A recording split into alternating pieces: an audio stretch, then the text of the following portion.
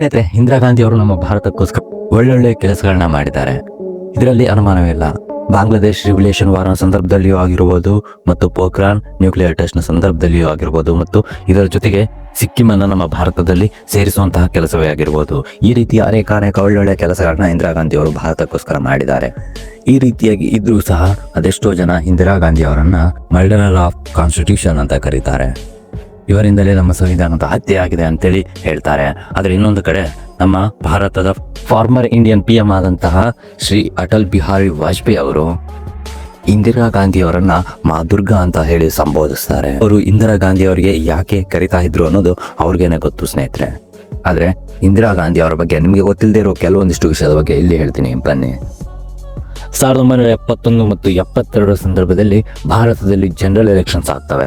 ಆ ಸಂದರ್ಭದಲ್ಲಿ ಇಂದಿರಾ ಗಾಂಧಿ ಅವರು ಕಾಂಗ್ರೆಸ್ ಪಾರ್ಟಿಯಿಂದ ಎಲೆಕ್ಷನ್ಗೆ ನಿಲ್ತಾರೆ, ಮತ್ತು ಇನ್ನೊಂದು ಕಡೆ ಜನತಾ ಸಂಘದಿಂದ ಇಂದಿರಾ ಗಾಂಧಿ ಅವರಿಗೆ ಕಾಂಪಿಟೇಟರ್ ಆಗಿ ರಾಜ್ ನಾರಾಯಣ್ ಅವರು ನಿಂತ್ಕೊಳ್ತಾರೆ.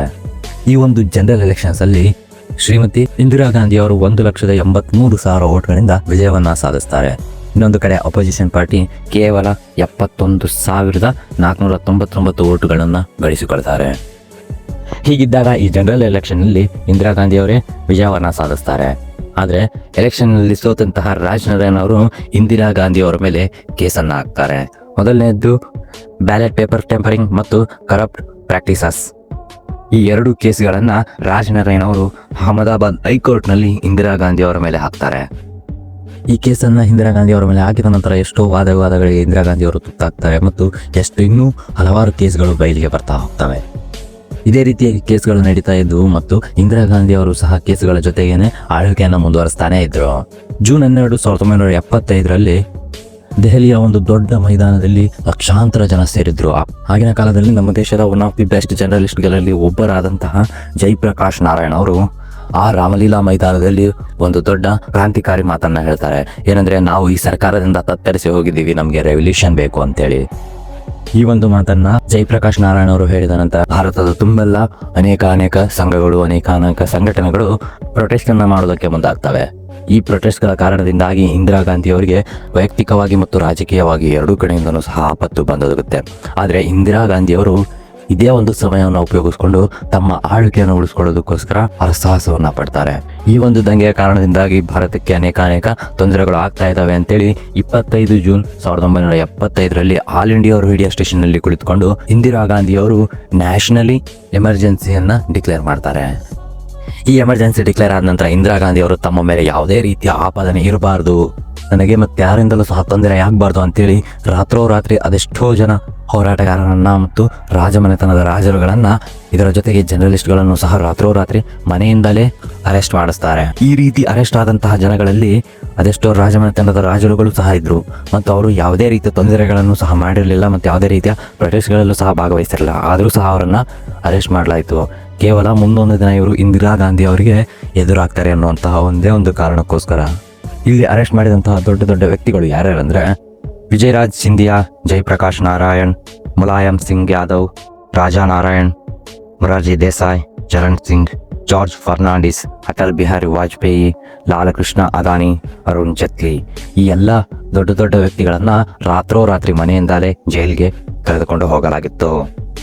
ಮತ್ತು ಪೊಲೀಸರು ಅರೆಸ್ಟ್ ಮಾಡೋದಕ್ಕೆ ಬರ್ತಾ ಇದ್ದಾರೆ ಅಂತ ತಿಳಿದು ತಲೆಮರೆಸಿಕೊಂಡು ಬೇರೆಲ್ಲೋ ಅಡಗಿದಂತಹ ವ್ಯಕ್ತಿಗಳನ್ನ ಅರೆಸ್ಟ್ ಮಾಡೋದಕ್ಕೋಸ್ಕರ ಪೊಲೀಸರು ಏನ್ ಮಾಡ್ತಾರೆ ಅಂತಂದ್ರೆ, ಉದಾಹರಣೆಗೆ ಹೇಳೋದಾದ್ರೆ ಜಾರ್ಜ್ ಫರ್ನಾಂಡಿಸ್ ಅವರು ತಪ್ಪಿಸಿಕೊಂಡು ಹೋಗಿ ತಲೆಮರೆಸಿಕೊಂಡಿರ್ತಾರೆ. ಆಗ ಜಾರ್ಜ್ ಫರ್ನಾಂಡಿಸ್ ಅವರ ಮನೆಗೆ ಹೋಗಿ ಅವರ ತಮ್ಮನಿಗೆ ಪೊಲೀಸರು ಬೆದರಿಕೆ ಹಾಕ್ತಾರೆ. ಫರ್ನಾಂಡಿಸ್ ಎಲ್ಲಿದ್ದಾರೆ ಅಂತ ನೀವು ಹೇಳಲಿಲ್ಲ ಅಂತಂದ್ರೆ ನಾವು ನಿಮ್ಮ ಇಡೀ ಕುಟುಂಬದವರಿಗೆ ಚಿತ್ರಹಿಂಸೆಯನ್ನ ನೀಡ್ತೇವೆ ಅಂತೇಳಿ. ಈ ರೀತಿಯಾಗಿ ಅರೆಸ್ಟ್ ಮಾಡಿ ಕರೆದುಕೊಂಡು ಹೋದಂತಹ ಕೈದಿಗಳಿಗೆ ಮತ್ತು ಯಾವುದೇ ರೀತಿ ತಪ್ಪನ್ನ ಮಾಡದೇ ಇರುವಂತಹ ದೊಡ್ಡ ವ್ಯಕ್ತಿಗಳಿಗೂ ಸಹ ಜೈಲಿನಲ್ಲಿ ಅನೇಕ ಚಿತ್ರಹಿಂಸೆಗಳನ್ನ ನೀಡಲಾಗಿತ್ತು. ಯಾವ ರೀತಿಯಾಗಿ ಅಂತಂದ್ರೆ, ಕೆಲವೊಂದಿಷ್ಟು ಜನಗಳನ್ನ ಹಗ್ಗದಿಂದ ಕಟ್ಟಿ ಉಲ್ಟಾ ನೇತ್ ಹಾಕಿ ಹೊಡೆದಿದ್ರಂತೆ, ಮತ್ತು ಇನ್ನೂ ಕೆಲವೊಂದಿಷ್ಟು ಜನರನ್ನ ಐಸಿನ ಗಡ್ಡೆಗಳ ಮೇಲೆ ಮಲಗಿಸಿ ಅದರ ಮೇಲೆಯೂ ಸಹ ಹೊಡೆದಿದ್ರು. ಮತ್ತು ಏಟು ಗಾಯವಾಗಿರ್ತವಲ್ಲ ಆ ಜಾಗಗಳಿಗೆ ಖಾರದ ಪುಡಿಯನ್ನು ಹಚ್ಚೋದು, ಮತ್ತು ಮೈಗಳನ್ನ ಸಿಗರೇಟ್ನಿಂದ ಸುಡೋದು, ಮತ್ತು ಮೇಣದ ಬತ್ತಿಯಿಂದ ಸುಡೋದು. ಇದರ ಜೊತೆಗೆ ಇನ್ನೂ ಕೀಳುಮಟ್ಟದ ಹಿಂಸೆಯನ್ನು ಸಹ ಕೊಟ್ಟಿದ್ರು. ಹೇಗೆಂದ್ರೆ, ತಮ್ಮ ಯೂರಿನನ್ನ ಅಂದ್ರೆ ತಮ್ಮ ಉಚ್ಚೆಯನ್ನ ತಾವೇ ಕುಡಿಯೋದಕ್ಕೋಸ್ಕರ ಅಲ್ಲಿರುವಂತಹ ಕೈದಿಗಳಿಗೆ ಚಿತ್ರಹಿಂಸೆಯನ್ನ ನೀಡಿ ಅವರ ಉಚ್ಚೆಯನ್ನ ಅವರಿಗೆ ಕುಡಿಸಿದ್ರಂತೆ. ಈ ಎಲ್ಲ ವಿಷಯಗಳನ್ನ ನಮಗೆ ನೆಹರು ನ್ಯಾಷನಲ್ ಲೈಬ್ರರಿಯಲ್ಲಿ ಒಂದು ಬುಕ್ ಇದೆ, territory of political prisoners in India. ಈ ಒಂದು ಬುಕ್ನ ಪೇಜ್ ನಂಬರ್ 291ರಲ್ಲಿ ಯಾವೆಲ್ಲ ಚಿತ್ರಹಿಂಸೆಯನ್ನ ನೀಡಿದ್ದಾರೆ ಅನ್ನೋದನ್ನ ಸಂಪೂರ್ಣವಾಗಿ ವಿವರಿಸಿದ್ದಾರೆ. ನಿಮಗೆ ನಂಬಿಕೆ ಇಲ್ಲ ಅಂತಂದ್ರೆ ಹೋಗಿ ನೋಡ್ಬೋದು ಸ್ನೇಹಿತರೆ. ಇದರ ಜೊತೆಗೆ ಇಂದಿರಾ ಗಾಂಧಿಯವರು ಇದೇ ಒಂದು ಸಮಯವನ್ನ ಗೋಲ್ಡನ್ ಆಪರ್ಚುನಿಟಿಯಾಗಿ ಮಾಡಿಕೊಂಡು ಅದೆಷ್ಟೋ ಹೀನ ಕೃತ್ಯಗಳನ್ನ ಮಾಡಿದ್ರು. ಅದರಲ್ಲಿ ಮೇಜರ್ ಯಾವುದಂದ್ರೆ ನಸ್ಬಂದಿ ಅಂತಂದ್ರೆ ಪುರುಷರಿಗೆ ಮಕ್ಕಳಾಗದೇ ಇರೋ ರೀತಿಯಲ್ಲಿ ನರವನ್ನ ಕಟ್ ಮಾಡೋದು. ಇದಕ್ಕೆ ಜನಗಳ ಒಪ್ಪಿಗೆ ಇಲ್ಲದೆ ಇದ್ರು ಸಹ ಅವರನ್ನ ಹಾಕೊಂಡೋಗಿ ನರಗಳನ್ನ ಕಟ್ ಮಾಡಿದ್ರು. ಯಾವ ರೀತಿಯಾಗಿ ಅಂತಂದ್ರೆ ನಮ್ಮ ಮನೆ ಮುಂದ್ಗಡೆ ಈಗ ಬೀದಿ ನಾಯಿಗಳು ಹೆಚ್ಚಾದ್ರೆ ಕಾರ್ಪೊರೇಷನ್ ಅವರು ಬಂದು ಬೀದಿ ನಾಯಿಗಳನ್ನ ಯಾವ ರೀತಿಯಾಗಿ ಹಿಡಿದುಕೊಂಡು ಹೋಗ್ತಾರಲ್ಲ, ಆ ರೀತಿಯಾಗಿ ರೋಡಿನಲ್ಲಿ ಅಡ್ಡಾಡ್ತಾ ಇರುವಂತಹ ಜನಗಳನ್ನ ಬೀದಿ ನಾಯಿಗಳ ರೂಪದಲ್ಲಿ ವ್ಯಾನ್ಗೆ ಹಾಕೊಂಡು ಹೋಗಿ ನಸ್ಬಂದಿಯನ್ನ ಮಾಡಲಾಗಿತ್ತು. ಇಂದಿರಾ ಗಾಂಧಿ ಅವರು ಈ ನಸ್ಬಂದಿ ಯೋಜನೆಯನ್ನ ನಮ್ಮ ದೇಶದಲ್ಲಿ ಹೆಚ್ಚಾಗ್ತಾ ಇರುವಂತಹ ಪಾಪ್ಯುಲೇಷನ್ ಅನ್ನ ಕಡಿಮೆ ಮಾಡೋದಕ್ಕೋಸ್ಕರ ತೆಗೆದುಕೊಂಡು ಬಂದಿದ್ರು. ಇದನ್ನ ಯಾವಾಗ ತೆಗೆದುಕೊಂಡು ಬಂದಿದ್ರಲ್ಲ ಆವಾಗ ಎಲ್ಲರೂ ಮಾಡಿಸ್ಕೊಳ್ಳೇಬೇಕು ಅನ್ನುವಂತಹ ಆದೇಶ ಏನು ಇರಲಿಲ್ಲ. ಆದ್ರೆ ಯಾವಾಗ ಇವರು ಎಮರ್ಜೆನ್ಸಿನ ಡಿಕ್ಲೇರ್ ಮಾಡಿದ್ರು ಆ ಒಂದು ಸಂದರ್ಭದಲ್ಲಿ ಫೋರ್ಸ್ಫುಲಿ ಎಲ್ಲರಿಗೂ ನಸ್ಬಂದಿಯನ್ನ ಮಾಡಿದ್ರು. ಈ ನಸ್ಬಂದಿಯನ್ನ ಮಾಡುವಂತಹ ಸಂದರ್ಭದಲ್ಲಿ ರಸ್ತೆಯಲ್ಲಿ ಅದು ಯಾರೇ ಅಡ್ಡಾಡ್ತಾ ಇರಲಿ, ಅವರು ಚಿಕ್ಕವರೇ ಆಗಿರ್ಲಿ, ವಯಸ್ಕರೇ ಆಗಿರ್ಲಿ ಅಥವಾ ವೃದ್ಧರೇ ಆಗಿರ್ಲಿ, ಯಾರು ಸಿಗ್ತಾರೋ ಅವರನ್ನ ತೆಗೆದುಕೊಂಡು ಹೋಗಿ ನಸ್ಬಂದಿಯನ್ನ ಫೋರ್ಸ್ಫುಲಿ ಮಾಡಿದ್ರಂತೆ.